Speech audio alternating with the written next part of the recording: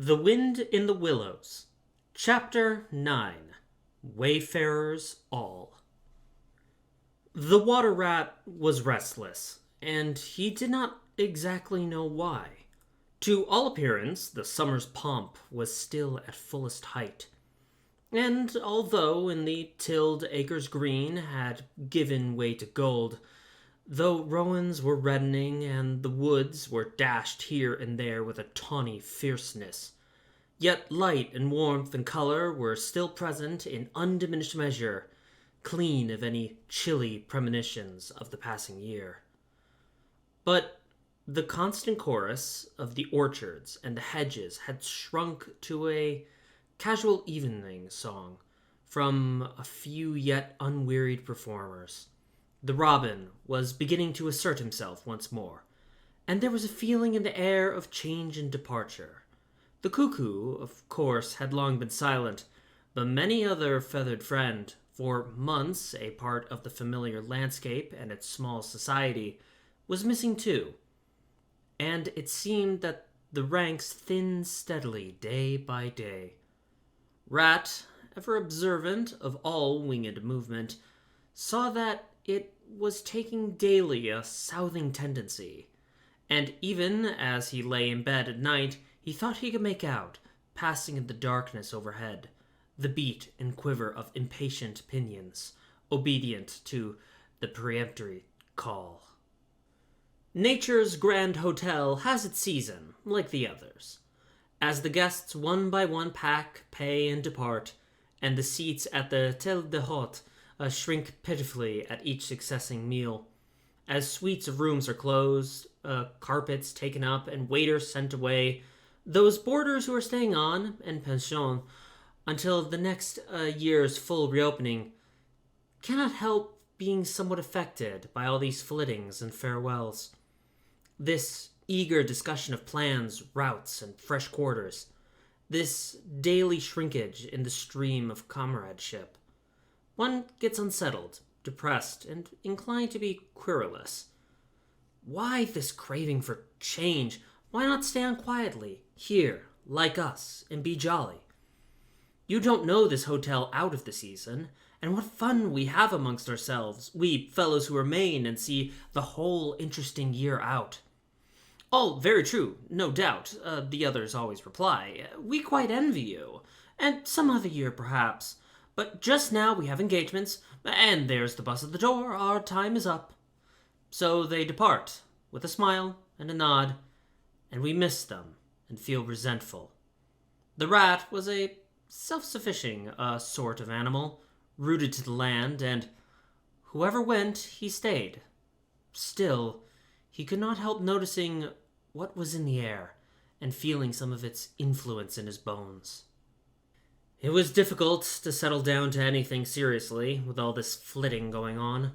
Leaving the waterside, where rushes stood thick and tall in a stream that was becoming sluggish and low, he wandered countrywards, crossed a field or two of pasturage, already looking dusty and parched, and thrust into the great sea of wheat, yellow, wavy, and murmurous, full of quiet motion and small whisperings. Here he often loved to wander, through the forest of stiff, strong stalks that carried their own golden sky away over his head. A sky that was always dancing, shimmering, softly talking, or swaying strongly to the passing wind and recovering itself with a toss and a merry laugh.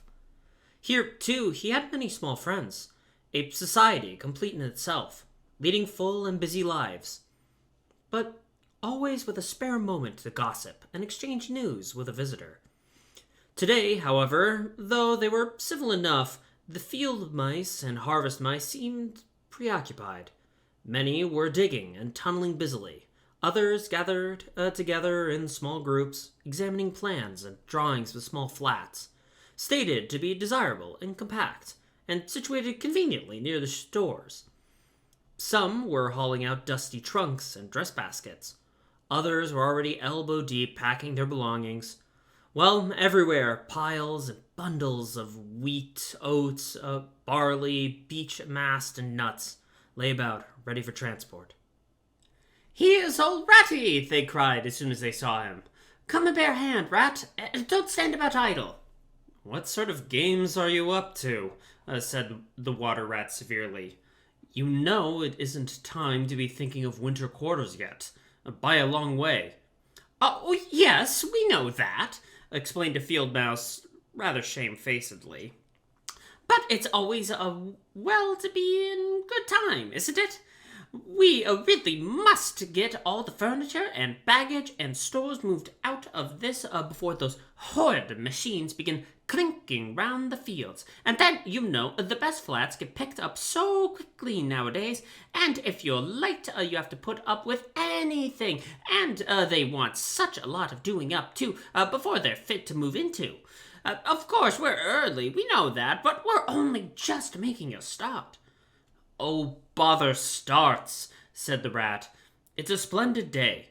Come for a row, or stroll along the hedges, or picnic in the woods, or something." Well, I think not today, thank you," replied the field mouse hurriedly. "Perhaps some other day, when we've more time." The Rat, with a snort of contempt, swung round to go, tipped over a hat box, and fell with undignified remarks. "If people would be more careful," said a field mouse rather stiffly, "and look where they're going, people wouldn't hurt themselves and forget themselves. Mind that hold all, Rat. You'd better sit down somewhere. In an hour or two we may be more free to attend to you." "You won't be free, as you call it, much this side of Christmas, I can see that," retorted the Rat grumpily, as he picked his way out of the field. He returned somewhat despondently to his river again, his faithful, steady-going old river, which never packed up, flitted, or went to the winter quarters. In the osiers which fringed the bank, he spied a swallow sitting. Presently it was joined by another, and then by a third, and the birds, fidgeting restlessly in their bough, talked together earnestly and low. "What, already?" said the Rat, strolling up to them. "What's the hurry? I call it simply ridiculous." "Oh, we're not off yet, if that's what you mean," replied the first swallow. "We're only making plans and arranging things. Talking it over, you know. What route we're taking this year, and where we'll stop, and so on. That's half the fun." "Fun?" said the Rat. "Now, that's just what I don't understand. If you've got to leave this pleasant place, and your friends who will miss you, and your snug homes that you've just settled into, why, when the hour strikes, I've no doubt you'll go bravely and face all the trouble and discomfort and change and newness, and make believe that you're not very unhappy. But to want to talk about it, or even think about it, till you really need—" "No, you don't understand. Naturally," said the second swallow. "First we feel it stirring within us, a sweet unrest. Then back come the recollections, one by one, like homing pigeons. They flutter through our dreams at night. They fly with us in our wheelings and circlings by day. We hunger to inquire of each other, to compare notes and assure ourselves that it was all really true, as one by one the scents and sounds and names of long-forgotten places come gradually back and beckon to us." "Couldn't you stop on for just this year?" suggested the Water Rat wistfully. "We'll all do our best to make you feel at home. You've no idea what good times we have here while you're far away." "I tried stopping on 1 year," said the third swallow. "I had grown so fond of the place that when the time came, I hung back and let the others go on without me. For a few weeks it was all well enough, but afterwards, oh, the weary length of the nights, the shivering, sunless days, the air so clammy and chill, and not an insect in an acre of it. No, it was no good. My courage broke down, and one cold, stormy night I took wing, flying well inland on account of the strong easterly gales. It was snowing hard as I beat through the passages of the great mountains, and I had a stiff fight to win through. But never shall I forget the blissful feeling of the hot sun again on my back as I sped down to the lakes that lay so blue and placid below me, and the taste of my first fat insect. The past was like a bad dream. The future was all happy holiday as I moved southwards, week by week, easily, lazily, lingering as long as I dared, but always heeding the call. No, I had my warning. Never again did I think of disobedience. Ah, yes, the call of the South, twittered the other two dreamily. Its songs, its hues, its radiant air. Oh, do you remember? And, forgetting the rat, they slid into passionate reminiscence, while he listened fascinated and his heart burned within him. In himself, too, he knew that it was vibrating at that chord hitherto dormant and unsuspected. The mere chatter of these southern-bound birds, their pale and second-hand reports, had yet power to awaken this wild new sensation and thrill him through and through with it. What would one moment of the real thing work in him? One passionate touch of the real southern sun, one waft of the authentic odor. With closed eyes, he dared to dream a moment in full abandonment. And when he looked at the river, seemingly steely and chill, the green fields gray and lightless, then his loyal heart seemed to cry out on his weaker self for its treachery. "Why do you ever come back then at all?" he demanded the swallows jealously. "What do you find to attract you in this poor, drab little country?" "And do you think," said the first swallow, "that the other call is not for us too in its due season? The call of lush meadow grass, wet orchards, warm insect-haunted ponds, of browsing cattle, of haymaking, and all the farm buildings clustered round the house of the perfect eaves?" "Do you suppose," asked the second one, "that you are the only living thing that craves with a hungry longing to hear the cuckoo's note again?" "In due time," said the third, "we shall be homesick once more for quiet water lilies, swaying on the surface of an English stream. But today all that seems pale and thin and very far away. Just now our blood dances to other music." They fell a-twittering among themselves once more, and this time their intoxicating babble was of violet seas, tawny sands, and lizard-haunted walls. Restlessly, the rat wandered off once more, climbed the slope that rose gently from the north bank of the river, and lay looking out towards the great ring of downs that barred his vision further southwards. His simple horizon hitherto, his mountains of the moon, his limits behind which lay nothing he had cared to see or to know. Today, to him, gazing south with a newborn need stirring in his heart, the clear sky over their long, low outline seemed to pulsate with promise. Today, the unseen was everything, the unknown the only real fact of life.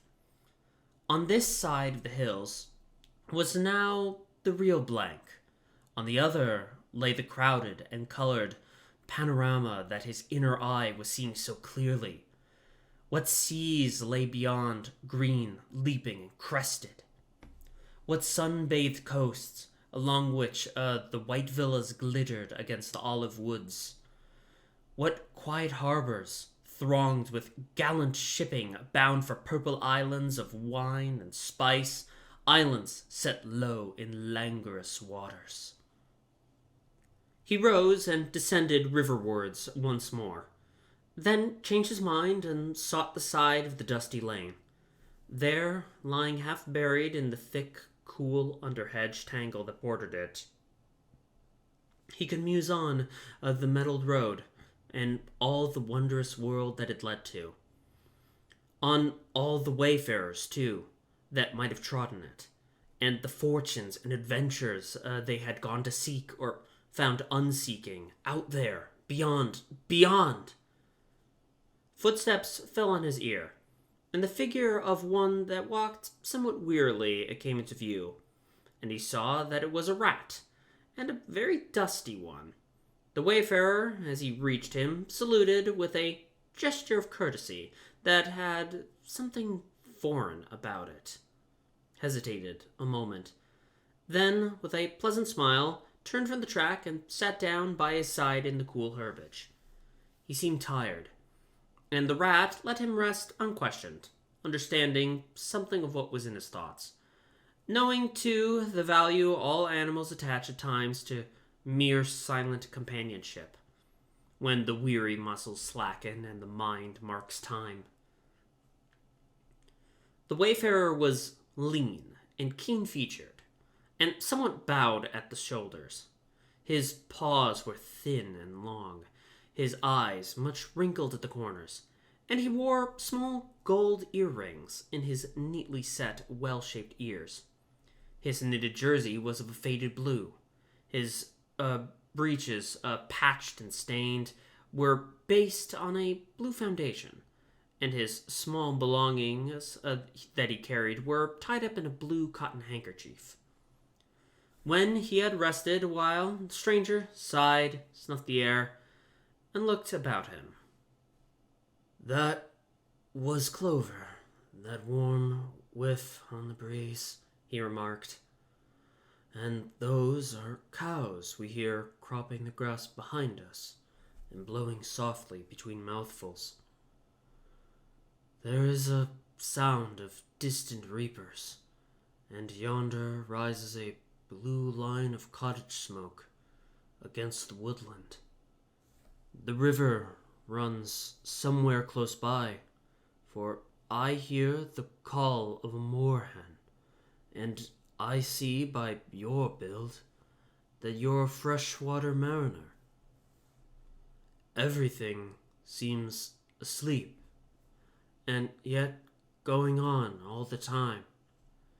It is a goodly life that you lead, friend. No doubt the best in the world, if only you are strong enough to lead it."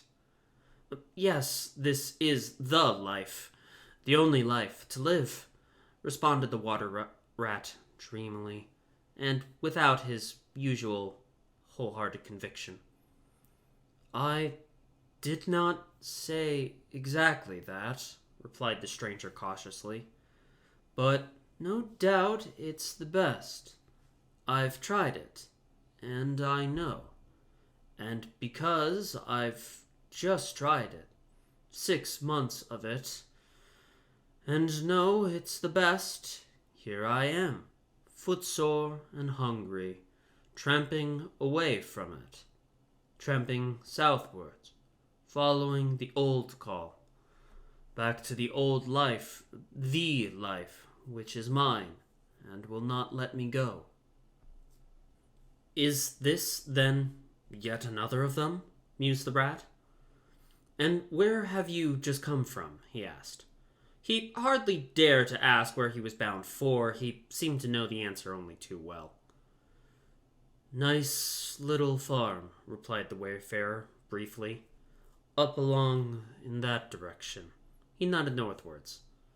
"Never mind about it. I had everything I could want. Everything I had any right to expect of life, and more. And here I am. Glad to be here, all the same, though. Glad to be here. So many miles further on the road. So many hours nearer to my heart's desire." His shining eyes held fast to the horizon, and he seemed to be listening for some sound that was wanting from that inland acreage, vocal as it was with the cheerful music of pasturage and farmyard. "You are not one of us," said the water rat, "nor yet a farmer, nor even, I should judge, of this country." "Right," replied the stranger. "I'm a seafaring rat, I am, and the port I originally hail from is Constantinople. though I'm sort of a foreigner there too, in a manner of speaking. You will have heard of Constantinople, friend? A fair city, and an ancient and glorious one. And if you may have heard, too, of Sigurd, King of Norway, and how he sailed thither with 60 ships, and how he and his men rode up through streets all canopied in their honor with purple and gold, and how the emperor and empress came down and banqueted with him on board his ship. When Sigurd returned home, many of his Northmen remained behind and entered the emperor's bodyguard. And my ancestor, a Norwegian-born, stayed behind too, with the ships that Sigurd gave the emperor. Seafarers we have ever been, and no wonder. As for me, the city of my birth is no more my home than any pleasant port between there and London River. I know them all, and they know me. Set me down on any of their quays and foreshores, and I am home again. I suppose you go great voyages, said the water rat with growing interest.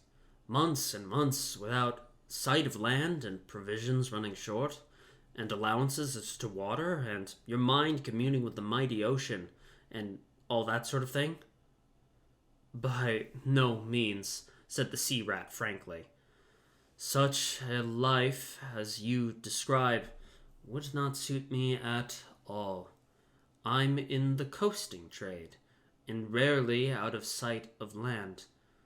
It's the jolly times on the shore that appeal to me, as much as any seafaring.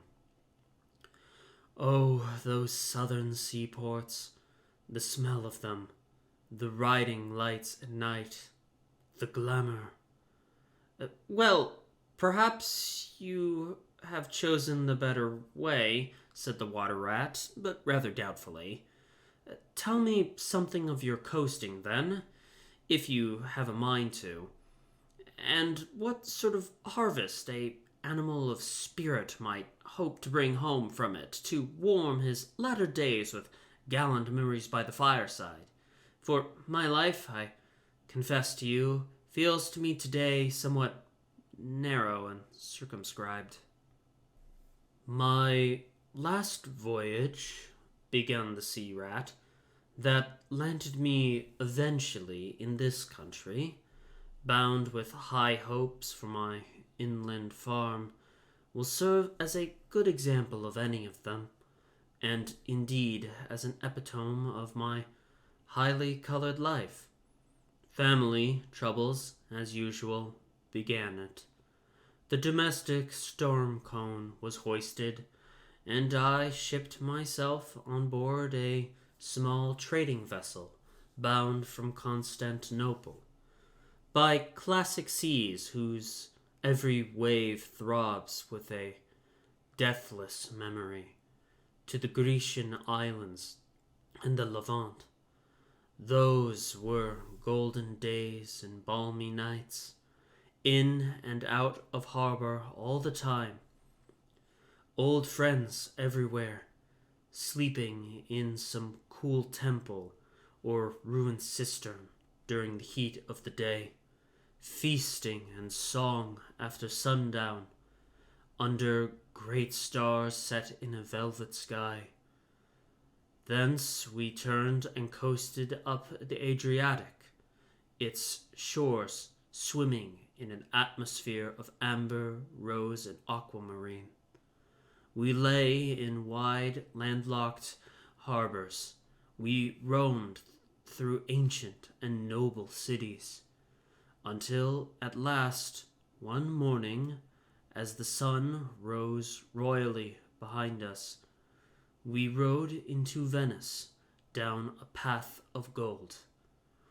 Oh, Venice is a fine city, wherein a rat can wander at his ease and take his pleasure.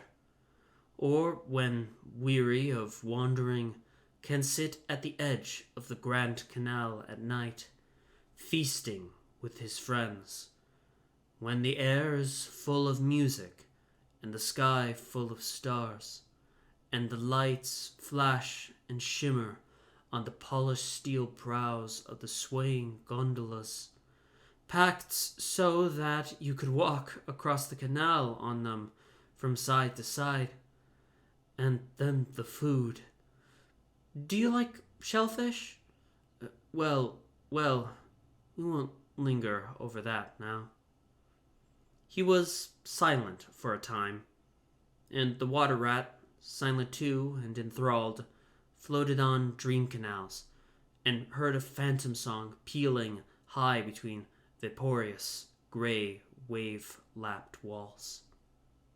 Southward we sailed at last, continued the sea rat, coasting down the Italian shore, till finally we made Palomero, and there I quitted for a long, happy spell on shore. I never stick too long to one ship. One gets narrow-minded and prejudiced.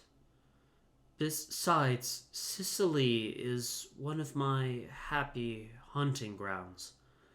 I know everybody there, and their ways just suit me. I spend many jolly weeks in the island, staying with friends up country. When I grew restless again, I took advantage of a ship that was trading to Sardinia and Corsica, and very glad I was to feel the fresh breeze and the sea spray in my face once more. But isn't it very hot and stuffy down in the hold, I think you call it? Asked the water rat. The seafarer looked at him with the suspicion of a wink. I'm an old hand, he remarked with much simplicity. The captain's cabin's good enough for me. It's a hard life, by all accounts, murmured the rat, sunk deep in thought. For the crew, it is, replied the seafarer gravely, again with the ghost of a wink. From Corsica, he went on, I made use of a ship that was taking wine to the mainland. We made Alassio in the evening, lay to, hauled up our wine casks, and hove them overboard, tied one to the other by a long line. Then the crew took the boats and rowed shorewards, singing as they went, and drawing after them the long, bobbing procession of casks, like a mile of porpoises. On the sands they had horses waiting, which dragged the casks up the steep street of the little town with a fine rush and clatter and scramble. When the last cask was in, we went and refreshed and rested, and sat late into the night, drinking with our friends, and next morning I took to the great olive woods for a spell and a rest. For now I had done with islands for the time, and ports and shipping were plentiful, so I led a lazy life among the peasants, lying and watching them work, or stretched high on the hillside with the blue Mediterranean far below me. And so at length, by easy stages, and partly on foot, partly by sea, to Marseilles, and the meeting of old shipmates, and the visiting of great ocean-bound vessels, and feasting once more. Oh, talk of shellfish! Why, sometimes I dream of the shellfish in the Marseilles, and wake up crying. That reminds me, said the polite water rat. You happened to mention that you were hungry, and I ought to have spoken earlier. Of course, will you stop and take your midday meal with me? My hole is close by. It is some time past noon, and you are very welcome to whatever there is. Now that I call kind and brotherly of you, said the sea rat. I was indeed hungry when I sat down, and ever since I inadvertently happened to mention shellfish, my pangs have been extreme. But couldn't you fetch it along out here? I am none too fond of going under hatches, unless I'm obliged to.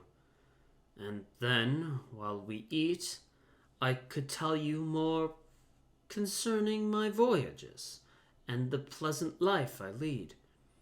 At least it is very pleasant to me, and by your attention I judge it commends itself to you, whereas if we go indoors, it is 100 to 1 that I shall presently fall asleep. That is an excellent suggestion, said the water rat, and hurried off home. There he got out the luncheon basket and packed a simple meal, in which, remembering the stranger's origin and preferences, he took care to include a yard of long French bread, a sausage out of which the garlic sang, some cheese which lay down and cried, and a long-necked straw-colored flask, wherein laid bottled sunshine shed and gathered on far southern slopes. Thus laden, he returned with all speed, and blushed for pleasure at the old seaman's commendations for his taste and judgment, as together they unpacked the basket and laid out the contents on the grass by this roadside. The sea rat, as soon as his hunger was somewhat assuaged, continued the history of his latest voyage, conducting his simple hearer from port to port in Spain, landing him at Lisbon, Oporto, and Bordeaux, introducing him to the pleasant harbors of Cornwall and Devon, and so up the channel to that final quayside, where, landing after winds long contrary, storm-driven, and weather-beaten, he had caught the first magical hints and heraldings of another spring, and, fired by these, had sped on a long tramp inland, hungry for the experiment of life on some quiet farmstead, very far from the weary beatings of any sea. Spellbound and quivering with excitement, the water rat followed the adventurer league by league, over stormy bays, through crowded roadsteads, across harbor bars, on a racing tide, up winding rivers that hid their busy little towns round a sudden turn, and left him with a regretful sigh planted at his dull inland farm, about which he desired to hear nothing. By this time their meal was over, and the seafarer, refreshed and strengthened, his voice more vibrant, his eye lit with a brightness that seemed caught from some faraway sea beacon, filled his glass with the red and glowing vintage of the south, and leaning towards the water rat, compelled his gaze and held him, body and soul, while he talked. Those eyes were of the changing foam-streaked gray-green of leaping northern seas. In the glass shone a hot ruby that seemed to be the very heart of the south, beating for him who had the courage to respond to its pulsation. The twin lights, the shifting gray and steadfast red, mastered the water rat and held him bound, fascinated, powerless. The quiet world outside their rays receded far away and ceased to be, and the talk, the wonderful talk, flowed on. Or was it speech entirely, or did it pass at times into song, chanty of the sailors weighing the dripping anchor, sonorous hum of the shrouds in a tearing northeaster, ballad of the fisherman hauling his nets at sundown against an apricot sky, chords of guitar and mandolin from gondola or Koch? Did it change into the cry of the wind, plaintive at first, angrily shrill as it freshened, rising to a tearing whistle, sinking to a musical trickle of air from the leach of the bellying sail? All these sounds the spellbound listener seemed to hear, and with them the hungry complaint of the gulls and the sea mews, the soft thunder of the breaking wave, the cry of the protesting shingle. Back into speech again it passed, and with beating heart he was following the adventures of a dozen seaports, the fights, the escapes, the rallies, the comradeships, the gallant undertakings. Or he searched islands for treasure, fished in still lagoons, and dozed day long on the warm white sand. Of deep-sea fishings he heard tell, and mighty silver gatherings of the mile-long net. Of sudden perils, noise of breakers on a moonless night, or the tall bows of the great liner taking shape overhead through the fog. Of the merry homecoming, the headland rounded, the harbor lights opened out, the groups seen dimly on the quay, the cheery hail, the splash of the hawser, the trudge up the steep little street towards the comforting glow of red-curtained windows.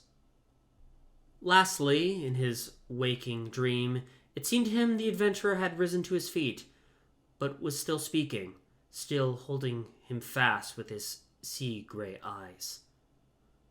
"And now," he was softly saying, "I take to the road again, holding on southwestwards for many a long and dusty day, till at last I reach the little gray sea town I know so well, that clings along one steep side of the harbor. There, through dark doorways, you look down flights of stone steps, overhung by great pink tufts of valerian, and ending in a patch of sparkling blue water.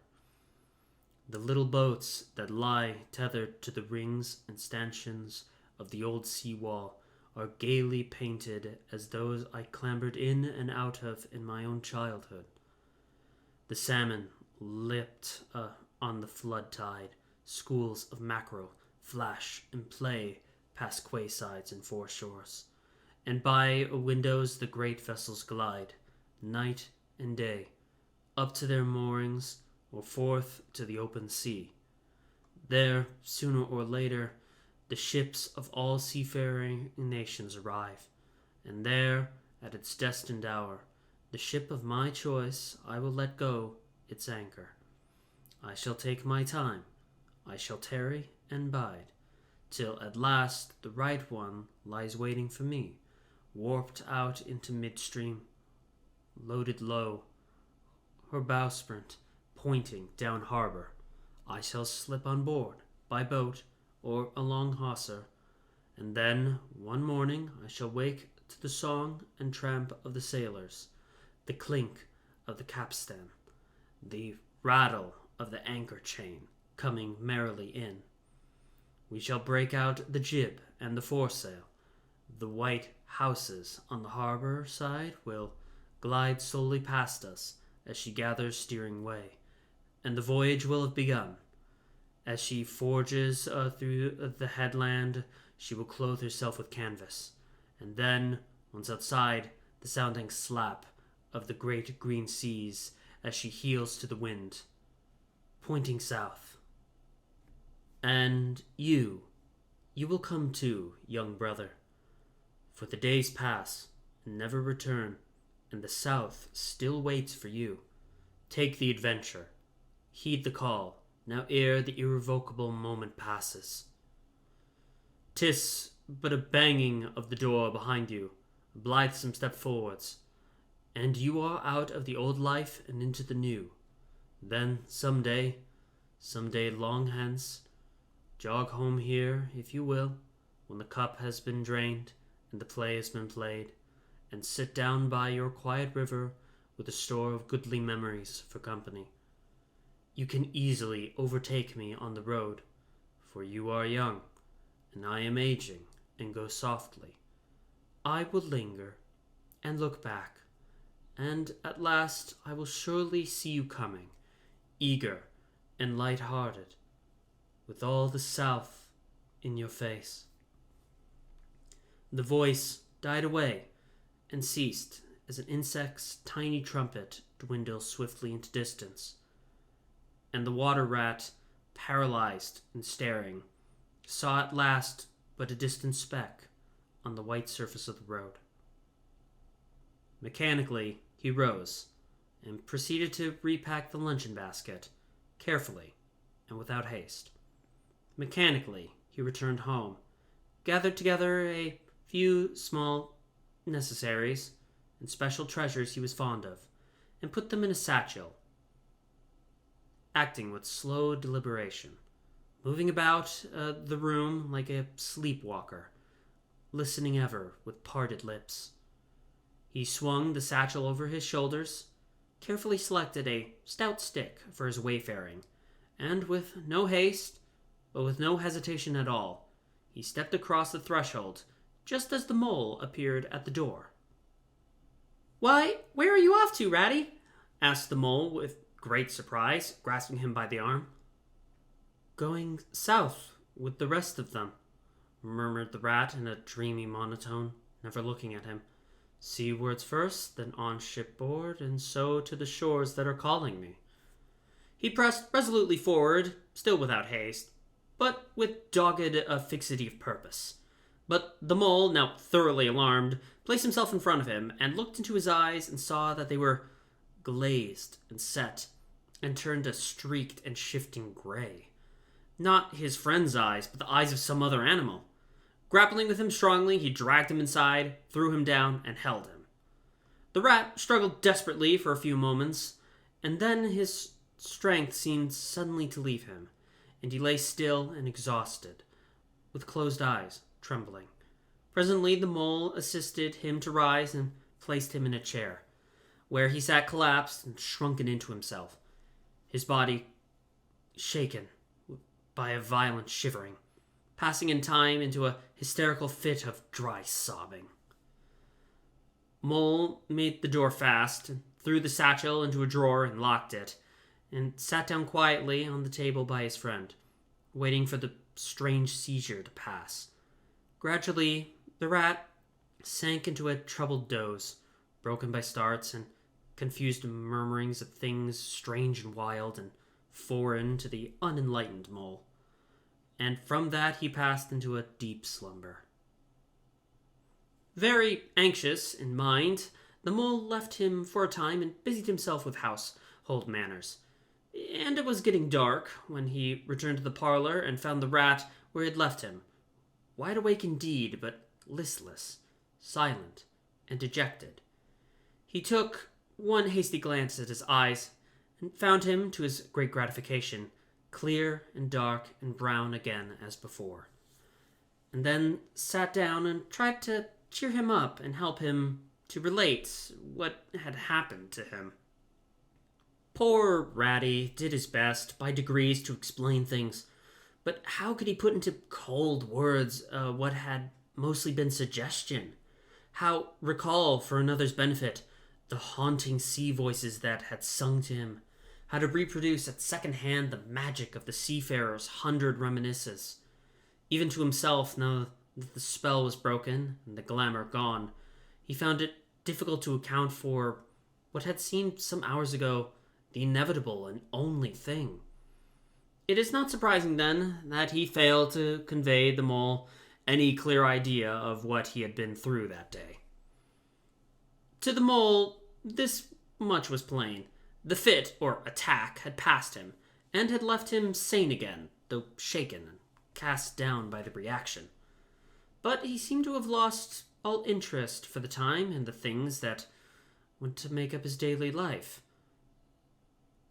as well as in all pleasant forecastings of the altered days and doings that the changing season was surely bringing. Casually, then, and with seeming indifference, the mole turned his talk to the harvest that was being gathered in, the towering wagons and their straining teams, the growing ricks and their large moon rising over bare acres dotted with sheaves. He talked of the reddening apples around, of the browning nuts, of jams and preserves and the distilling of cordials, till, by easy stages, such as these, he reached midwinter, its hearty joys, and its snug home life. And then he became simply lyrical. By degrees, the rat begun to sit up and to join in. His dull eye brightened, and he lost some of his listening air. Presently, the tactful mole slipped away and returned with a pencil and a few half-sheets of paper, which he placed on the table at his friend's elbow. "It's quite a long time since you did any poetry," he remarked. "You might have a try at it this evening, instead of, well, brooding over things so much. I've an idea you'll feel a lot better when you've got something jotted down, if it's only just the rhymes." The rat pushed the paper away from him wearily, but the discreet mole took occasion to leave the room, and when he peeped in again some time later, the rat was absorbed and deaf to the world, alternatively scribbling and sucking the top of his pencil. It is true that he sucked a good deal more than he scribbled, but it was joy to the mole to know that the cure had at least begun.